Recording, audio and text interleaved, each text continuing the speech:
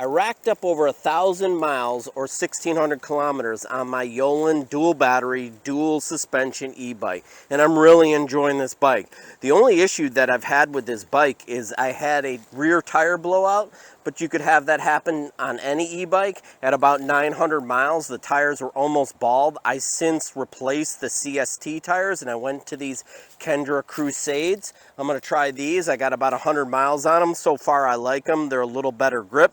We'll see how they wear. Now this bike is equipped with two 48 volt 22 amp hour batteries. It got me about a 60-mile range when they're new. I have started to notice a little degradation now that I'm at about 1,000 miles, but overall I still get over 50 miles of range without any pedaling on this e-bike. It comes with a 1,000-watt rear hub motor. I hear now that they have 52 volt batteries, so I could tell you when I replace these batteries, I think I'm going to go to a 52 volt 22 amp hours. That'll give me potentially more speed. I do get up to 35 to 37 miles an hour on this bike. It is quite quick. It does take a little bit to get wound out to get to that speed. I will tell you that a friend of mine ordered a similar bike with the Bafang motor, and the Bafang motor is about 1 or 2 miles an hour slower than this off-brand motor. One of the ways that you could tell that it's this off-brand motor is the wheels come with these red inlays, and the solid wheels are either a Bafang or another brand, which may be slower. But overall, this is a great bike. Now, some of the feedback that I learned online that the dual motor version of this bike potentially is a little bit slower and might have a little less range due to both 1,000-watt motors trying to pull power from the dual batteries. Now, the seat could be padded a little bit better. Sometimes on rough off-road riding, I've ridden this bike about 60% on-road and about 40% off-road. But overall, I'm really liking this bike. It comes with a nice headlight, tail light. It did come with a cargo rack. I did remove the cargo rack. I didn't like the look of it. Plus, the rear fender kept hitting the cargo rack and rattling.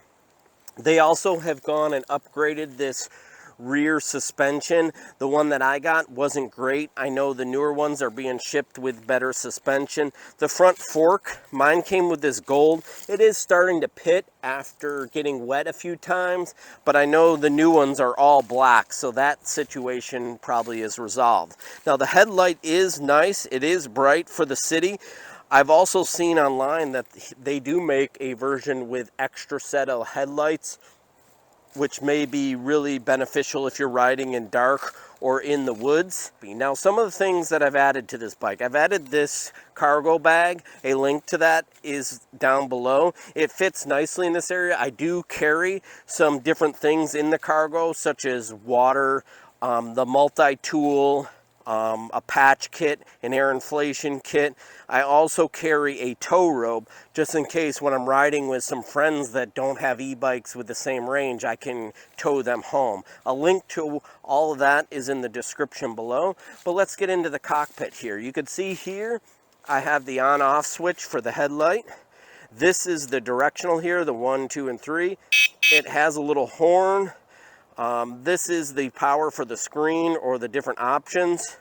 You can see this, that's the trip. The last trip I did, I went 31.4 miles and my average speed was about 11. It was on-road and off-road. Max was 30 miles an hour. And you can see that I'm up to 1,019.6 miles.